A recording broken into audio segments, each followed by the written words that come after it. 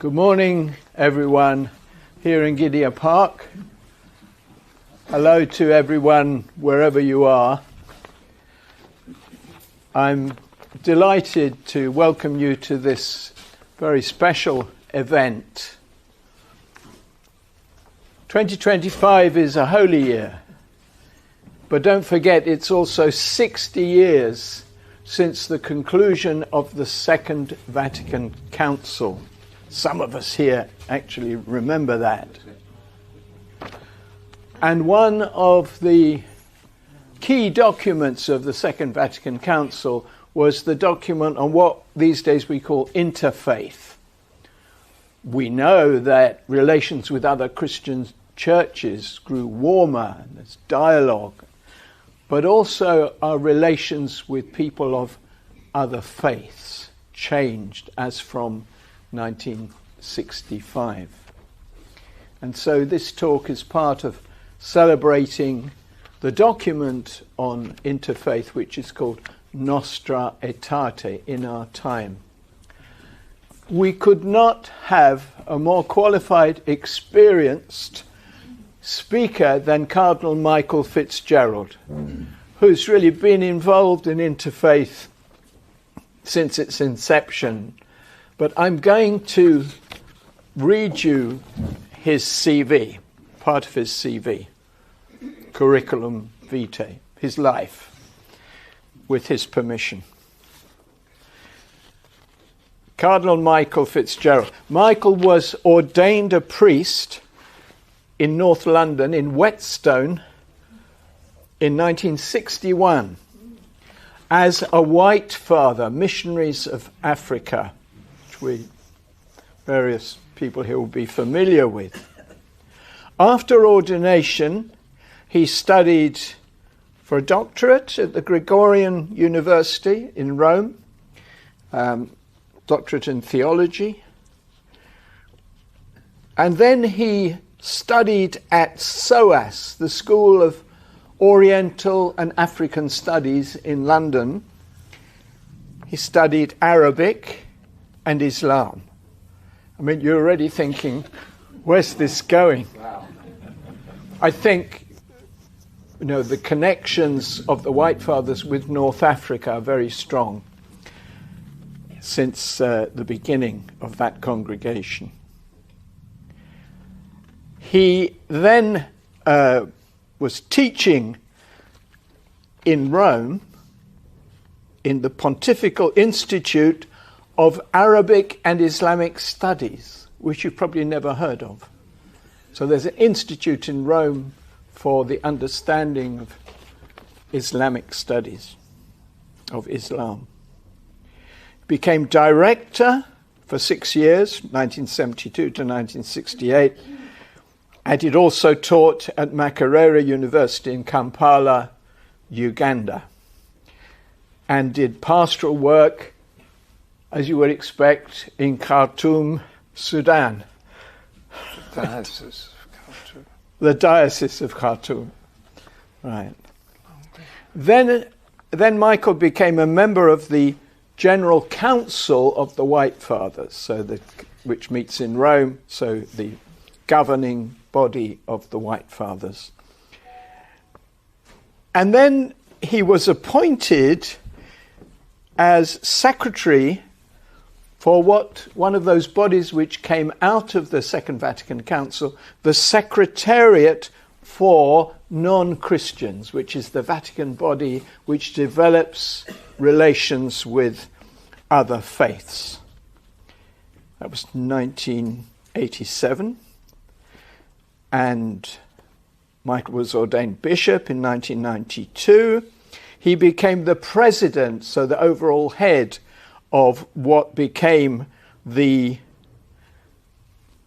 dicastery for interreligious dialogue. So he's moved into that sphere of relations with other religions. That's in 2002. From 2000, just when you thought it's time for a rest, 2006 to 2012, he became the papal nuncio in Cairo, in Egypt. and then you retired to Jerusalem for 6 years, and then 6 years in Liverpool, and finally you moved down to Ealing in 2024. But Michael is still pretty active, and I was delighted to find out that he was willing to come and give talks about the whole interfaith area to commemorate 60 years of Nostra Aetate. So what we're going to do is Michael's going to give a talk now, we'll have a break for lunch, and then we'll come back for a question and answer session. But I'm delighted to welcome you, Michael. Please give a nice round of applause. Okay.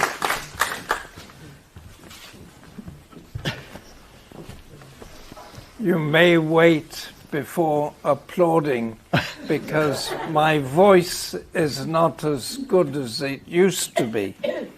So I hope it'll be all right. I just add a few things to the CV. One is that, yes, as Missionaries of Africa, we were founded in Algeria, where our founder was Archbishop of Algiers, later to become a cardinal. He was also Archbishop of Carthage in Tunisia. So he straddled the two countries. Plurality of benefices was no obstacle to him. He was also delegate for the Sahara because he was a missionary. But he founded a house of studies in Tunisia, and I was sent there after a year in the Netherlands, the spiritual year or novitiate in the Netherlands. Fortunately, it was English speaking, so the Dutch had to speak English in their own country, and they were severely told off if they spoke Dutch together. Ridiculous. But anyway, 4 of us were sent to North Africa for studies of theology before ordination, and that's where I started to learn Arabic. Arabic was entered into the program for most people every Monday afternoon from 2 o'clock to 4 o'clock. We had classes in Arabic. Somebody would come in to lecture us and teach us. But on Mondays, we always had couscous for lunch. So the poor lecturer had to battle with our indigestion, or at least our digestion and tendency to sleep. So when I had finished my thesis, I had not yet defended it, the Superior General of the time, this was during the Vatican Council, he called me and he said, "Michael, the Council are thinking of appointing you to the Institute for Arabic Studies, which, after an agreement between the government of Tunisia and the Holy See, had to leave Tunisia and had landed in Rome." So I, having lived in North Africa for 4 years, I couldn't say no. But I did say, I'm not ready to teach Arabic. I don't know enough, so that's why I went to SOAS and did a degree in Arabic there. But anyway, I'm not to talk about that. I'm to talk about interreligious dialogue in our day. The Our Day is a translation of Nostra Aetate.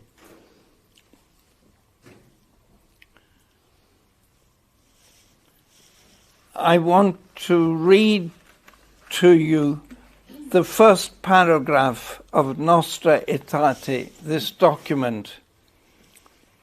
In this age of ours, Nostra Aetate, when men are drawing more closely together and the bonds of friendship between different peoples are being strengthened, the Church examines with greater care the relations which she has to non-Christian religions. Ever aware of her duty to foster unity and charity among individuals and even among nations, she reflects at the outset on what men have in common and what tends to promote fellowship among them. Just a word about this document. Has this been explained before? It started with John the 23rd, who convoked the Vatican II, and he received a visit from a French historian, Jewish historian, who asked him that the council would make a declaration to reverse what he called the teaching of contempt for Jews, that Jews have crucified Jesus and so they are all condemned. And John the 23rd agreed with this idea. He took it on board and he appointed Cardinal Bayer, a German scripture scholar, a Jesuit, to whom he had appointed as head of the Secretariat for Christian Unity. And he asked them to prepare the statement. And so they made contact with Jewish leaders to prepare the statement. But when it was discovered that the Vatican Council was going to make a statement about the Jews, there was great turmoil, great opposition, particularly from the Arab world and the bishops in the Arab world. They said, if the council makes a statement about the Jews' relations with the Jews, this will be understood as backing the state of Israel, and we will suffer. Our Christian communities in the Arab world will suffer. So they were opposed to the statement. Then other bishops said in the council, well, if you are dealing with Judaism, why not deal with Islam also? So the statement was broadened out. It started with Jews, but in fact it starts with the common origin of the whole of humanity from one stock, created by God. And so in Article 5 they draw a conclusion that if we cannot truly pray to God the Father of all if we treat any people in other than brotherly fashion, for all men are created in God's image. So there can be no discrimination, no anti-Semitism. The Church reproves as foreign to the mind of Christ any discrimination against any people or any harassment of them on the basis of their race, color, condition in life, or religion. So this is a practical statement. It doesn't go into great depth, but it is the charter, you could say, for relations of Christians to other people of other religions. I make a remark about the language that is used. In this age of ours, when men are drawing more closely together, obviously we would say when men and women are drawing close together today, we would, but inclusive language was not in vogue at that time. So all the documents of the Second Vatican Council are not using inclusive language. They have to be changed. And there is an edition of the documents of the Vatican Council in inclusive language, which was made in the States. I think also we would say that we would be less optimistic than the people at the Vatican Council. Today, when we look at the world, we see so many conflicts going on, so much hatred between peoples, whether in Israel and Palestine, whether in Myanmar, whether in Congo. We were just talking about that in Congo. We have a member of our society who is bishop in Goma, which has been taken over by rebels. So, and yet there is a positive, something has happened, at least in the church, to be open to people of other religions. It was not John the 23rd. He unfortunately died in 1963, and Pope Paul VI was the Archbishop of Milan, who had been working in the Roman Curia before.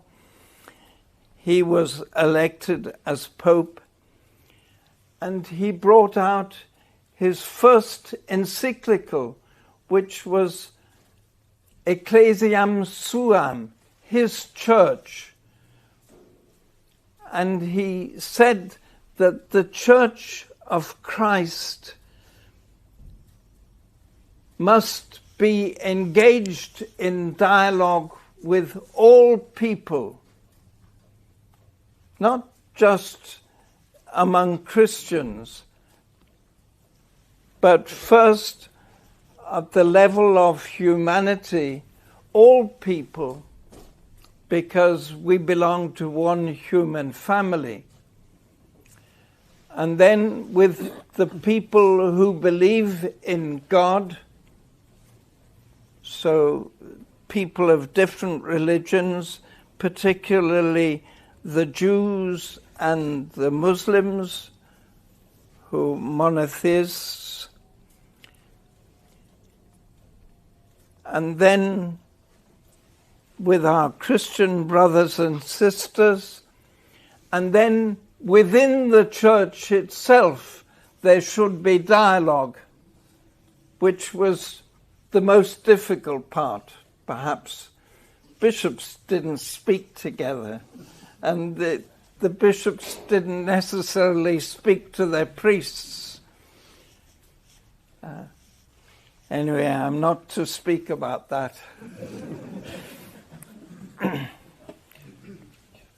But Paul VI, having written this letter, Ecclesiam Suam, which proposed dialogue at all levels, he created this body for monitoring relations with people of other religions, even before Nostra Aetate was approved. So in 1964, he created the Secretariat for Non-Christians, which became the Pontifical Council for Interreligious Dialogue under John Paul II, and is now the Dicastery for Interreligious Dialogue under Pope Francis. We can say more about that afterwards, maybe. Religious pluralism is not a new phenomenon. One could say that it has always existed.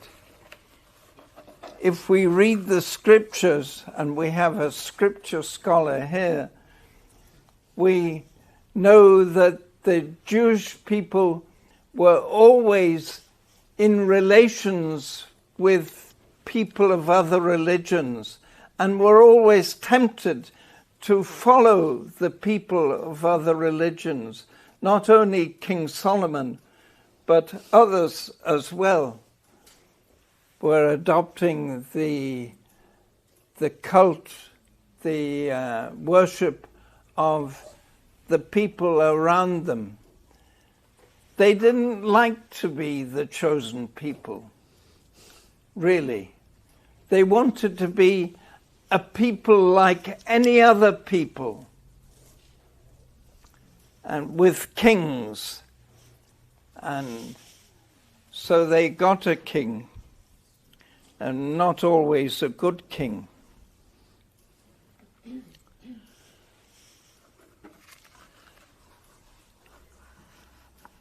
So this, and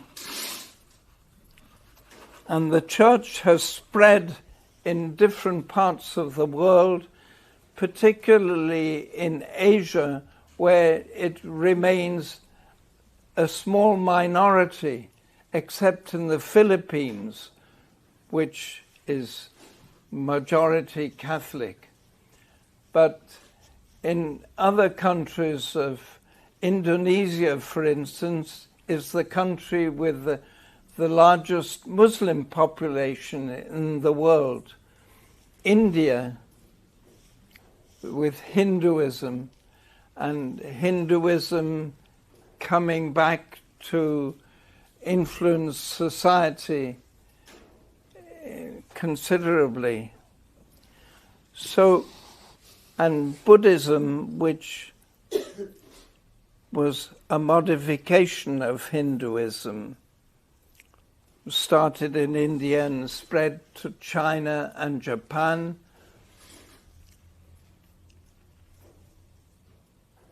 These religions are treated very summarily in Nostra Aetate.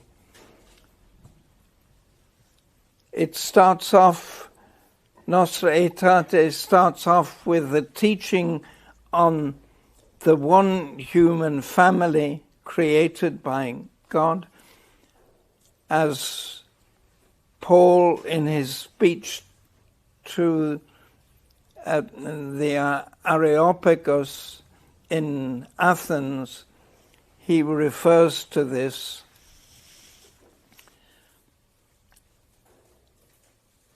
And it says then that people look to different religions for answers to the unsolved riddles of human existence.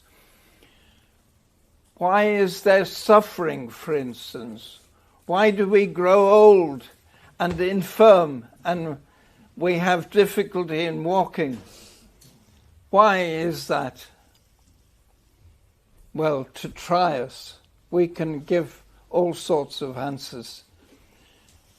But Buddhism really is trying to answer the question of suffering.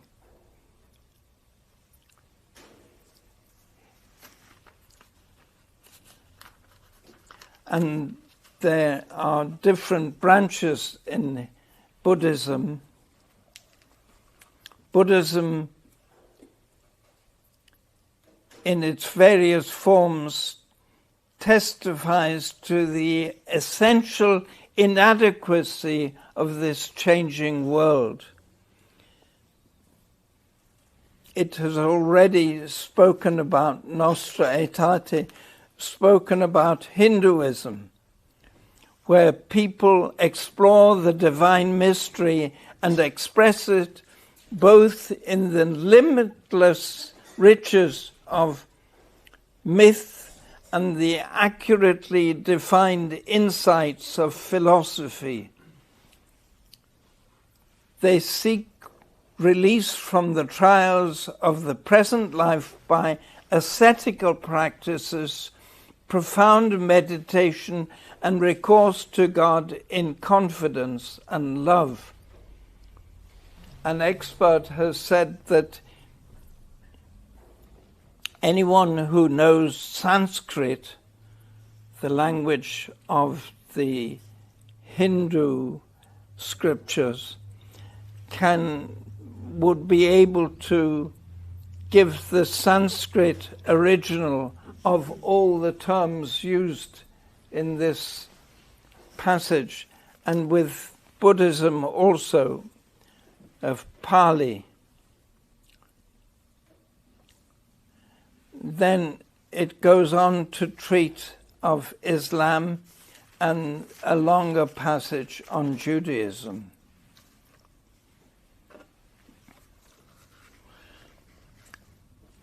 How can we go about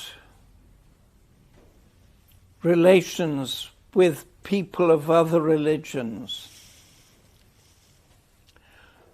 Well, one thing is curiosity, I think, being interested in people of other religions, asking them what do they believe and what do they practice. One of the first things that for Muslims, one of the first things that the Secretariat for Non-Christians did was to send a message to Muslims. There are seats anywhere.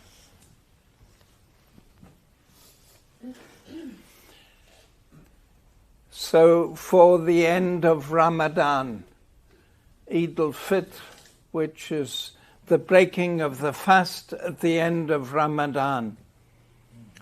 And now the dicastery sends messages not only to the Muslims, but also to Buddhists, to Sikhs, to Jains, to Hindus for Diwali. And so there are so many messages that are put out. And we're all expected to greet the followers of other religions. When it was only Muslims, we encouraged bishops to write their own message, and some did in a poetic way. There was one bishop in West Africa who was very good at writing a message each year in very flowery language, which went down very well with the Muslims in his country.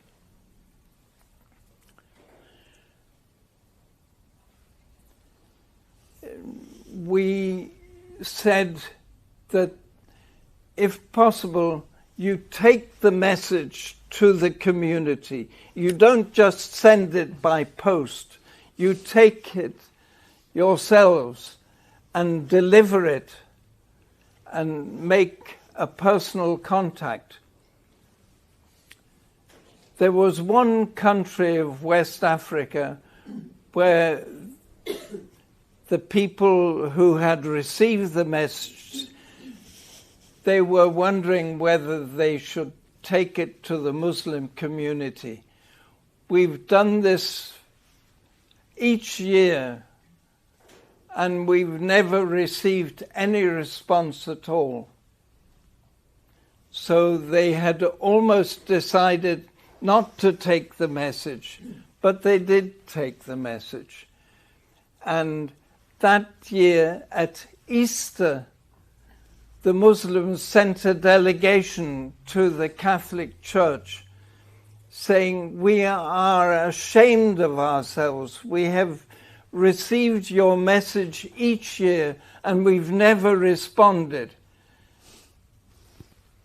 So we decided to come and greet you for Easter because we know that is an important feast for you." So I think that is a lesson. Never look for results, never give up, keep trying, keep going. You may greet other people and they don't respond. Well, they may have reasons for not responding. Go and see them. I went this year to the Sikh community. I have Sikh friends who are living in Hounslow. Hounslow is almost a Sikh municipality. But anyway, I went to the Gurudwara with them, and I was asked to read the message from the dicastery. Actually, my friends said, "Don't read the message. Make your own message. Tell them stories, because the message is too difficult. It won't be understood by the people." So I spoke about Pope Francis, and that went down well. But anyway, the message was given and greetings were given to them on this feast day.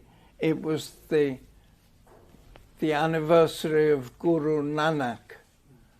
Guru Nanak is the founder of Sikhism, the first guru.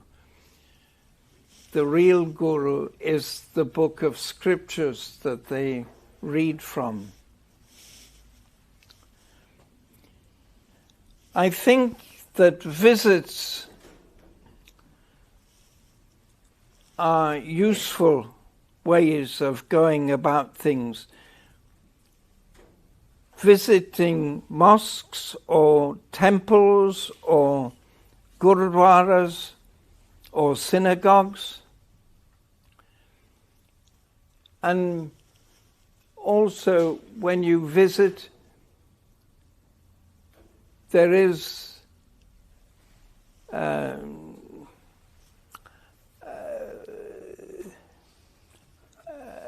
example here in London.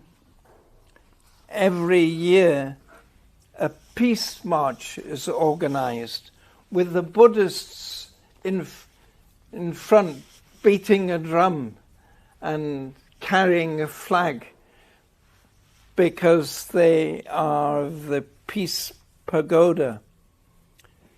At each stop, a leading member of the community, whether Buddhist, Christian, Hindu, Jewish, Muslim, Sikh, or whatever, explains something about the nature of that particular community. And so they are free to say whatever they like. No one will correct them, or no one will tell them what they have to say. They can choose. So they might be Baptists, they might be Methodists, they might be Anglicans, they might be Catholics. They can say what they want about their community and the way they worship.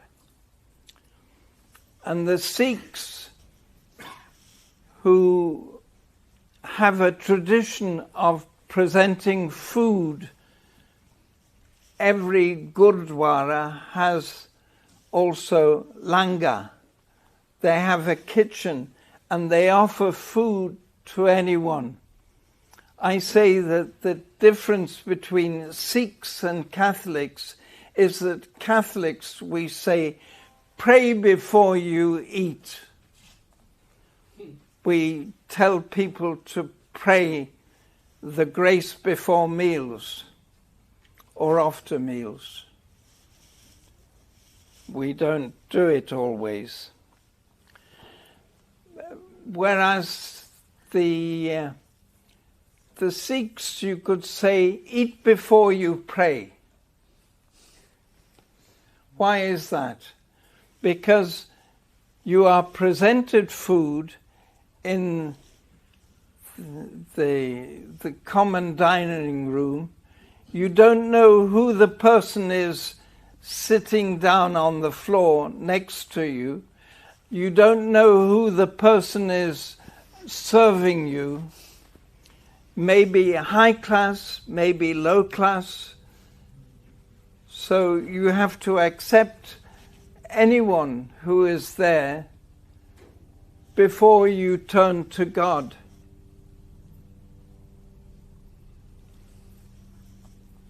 So eat before you pray. Mm-hmm. I think that's a good rule.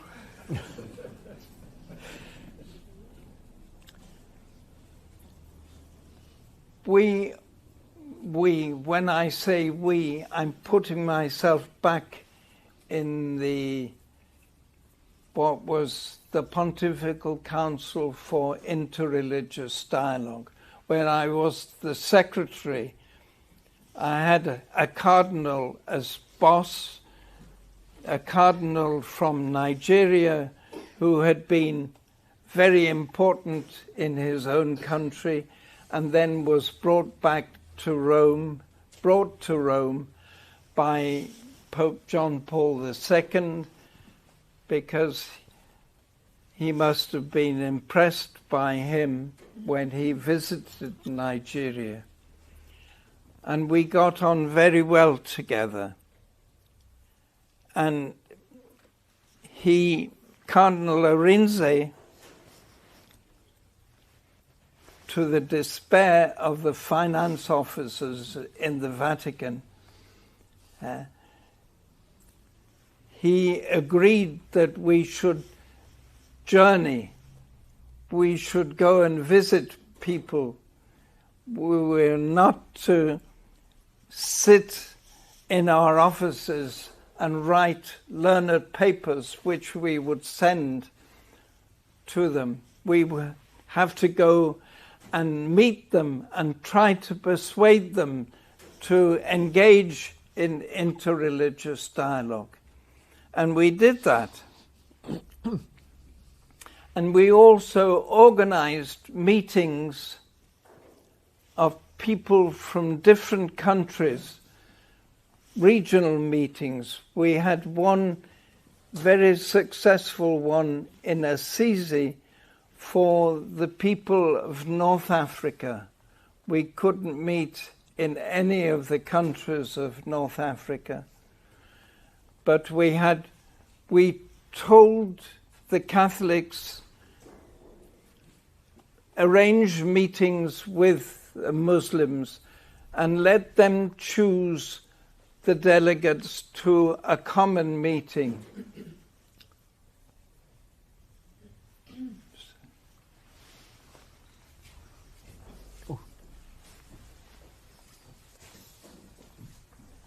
There are chairs at the back or at the front.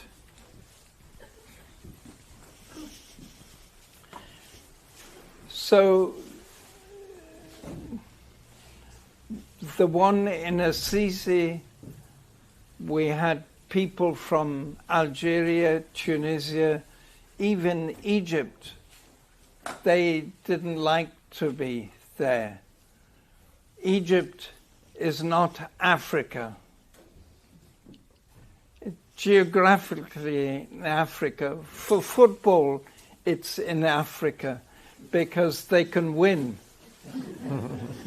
But they look towards the Middle East, so they consider themselves the largest Arab population in the Middle East, which is true. But in Southeast Asia, they went from Indonesia, from Malaysia, from the Philippines. They went to Thailand and had a meeting in Thailand. And the people journeyed together. And the young Christians were carrying the cases of the elderly Muslims, or the contrary. So they bonded as they journeyed. And the interesting phenomenon is that they didn't present themselves as Christians here and Muslims here. They presented themselves as the representatives of Malaysia altogether. And that changed the dynamic, really.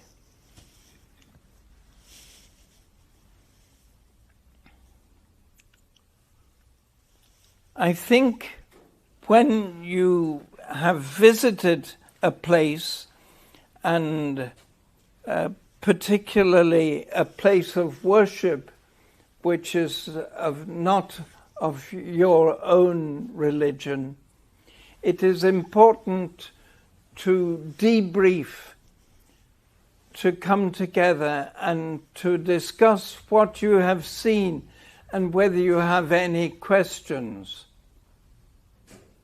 So there might be questions to Muslims about the way women worship in a separate compartment or behind a veil or whatever. We certainly had a meeting on the sources for peace of different religions, and we went to the mosque for Friday prayer, and we went to a synagogue also. And we had a debriefing session afterwards, and the rabbi who was present at the meeting, taking part in the meeting, had to explain many questions about the synagogue, which he did very well. the mosque, we heard a very fiery sermon in Arabic, and then it was translated into Italian. Soft, as like anything. The same things were said, but in a different tone of voice, that's all. So you may hear the Imam shouting, and you shouldn't pay attention to that. It may be quite peaceful words.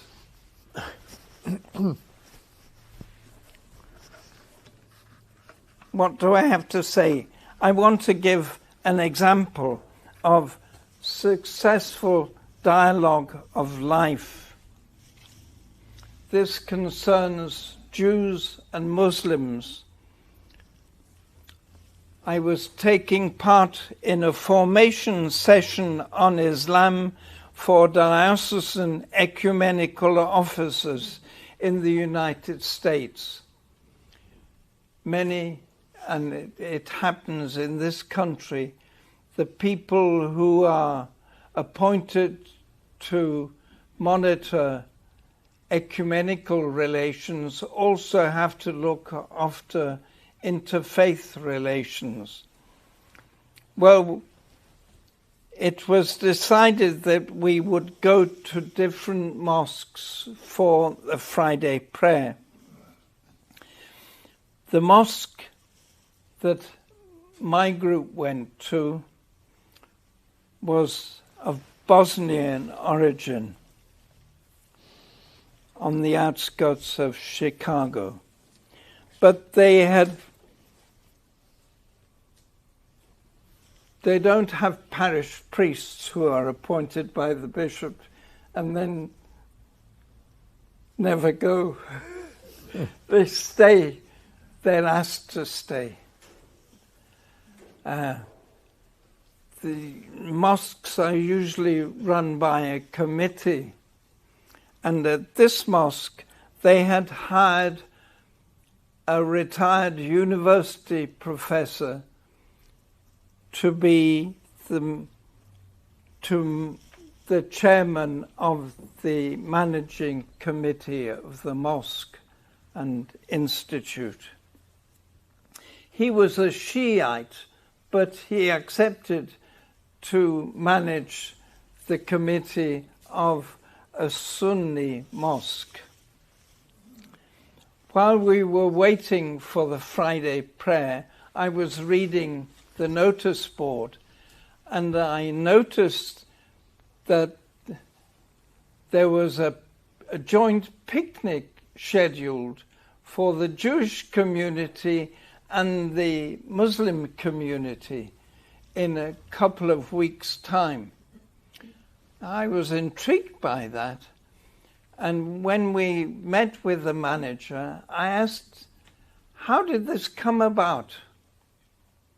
Well, he said, when I was first appointed, I said we should have an open day at the mosque, welcoming everybody. And the committee that I had just become the head of, they were very suspicious. They thought I wanted to sell the property. And he said, no, it's just so that people know who we are and are able to see the property. And so they allowed him to have the open day. And at the open day, the local rabbi came and he asked to meet the manager. And he said to the manager, our synagogue has to be refurbished, and we're looking for a place where the community could pray. Would it be possible for us to come here? The manager said, I'm not able to answer that question. I'll have to ask the committee. So he did ask the committee, and the committee said yes. And so during 6 months, while the work was going on in the synagogue, the Jewish community came to the Islamic Institute, not using the prayer room, but using another room to have their prayers. And they got to know each other, and they made friends. And so that gave rise to this picnic together. Now, I think this is a very interesting story, though it's some years ago now. The courage of both the rabbi and the manager to seek the possibility of using a different property and allowing this to take place. And also the friendship that hopefully has continued, misunderstood. Dialogue is sitting down, talking together, no? Mm-hmm. But that's not the only type of dialogue. We talk about dialogue of life, neighbors living next door to one another. You know that there isn't automatically a dialogue between neighbors. You have to make an effort to go and see the other people and get to know them and invent occasions for getting together. The occasions can be family occasions, weddings or funerals or baptisms or naming days, whatever. And they are good, but the dialogue of life has to be the result of effort. It's not only talking, it's smiling, or it may be swapping recipes or cooking together. I think the women are much better at this than the men, in fact. Men will talk about football. The women can get together and they talk about children, they talk about other things, cooking, housekeeping, the prices going up, everything. And whether they are Muslims or Sikhs or Hindus or Christians, they can get on together and they like meeting. And so sometimes this dialogue of life develops into dialogue of action, facing up together to the problems of society. Maybe you don't know what to do with your children when it's holiday time. So you can get together and arrange activities together with people of other religions.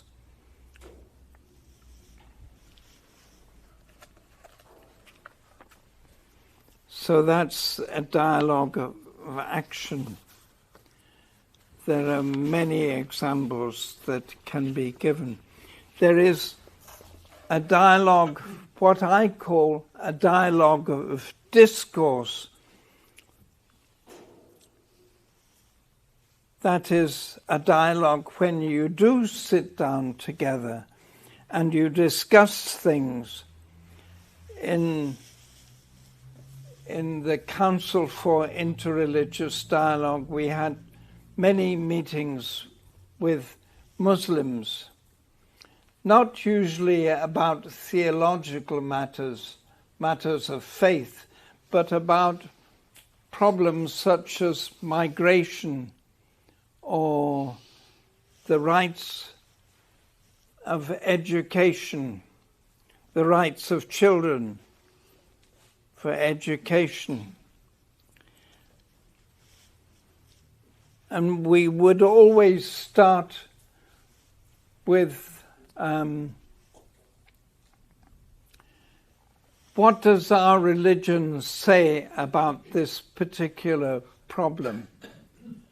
What is the actual situation? Because it doesn't always conform to the theory. And the third step, what could we do together to improve the situation? Once we were having a series of meetings with an organization set up by Prince Hassan of Jordan, and we would always have a preliminary meeting to plan the proper meeting. And we had decided to have a meeting on women in society. So at the preliminary meeting, we told our Muslim partners, we on the Catholic side, we're going to ask a woman to present the paper on the position of women in society according to Catholic teaching. Oh, we can't do that. We will have to ask an Imam to give the theological grounding for women in society. We're just notifying you that we will choose a woman. You are free to do whatever you want. It was an Imam who gave their paper. And the women in the delegation of Muslims were horrified by what the Imam said, and they attacked him straight away. And the Imam got all the other men in the delegation to defend him, and so we didn't get anywhere. If the women had been patient and had allowed the discussion to take place, we would have got further, I'm sure. But you could understand why they were horrified. Interestingly, that's my phone. The rights of education, when we had a meeting on education, religious education at higher levels of learning. So the Muslims said, there's no problem.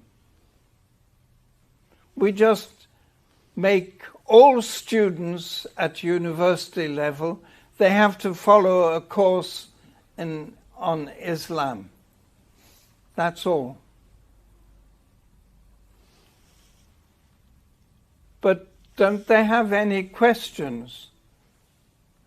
Don't you have a sort of chaplaincy where they can come and discuss things? No, they have to follow the course, and that's all. We had a Jesuit speaking about chaplaincies, and we know what students like. So very different. No problem at all for the Muslims. Thank you.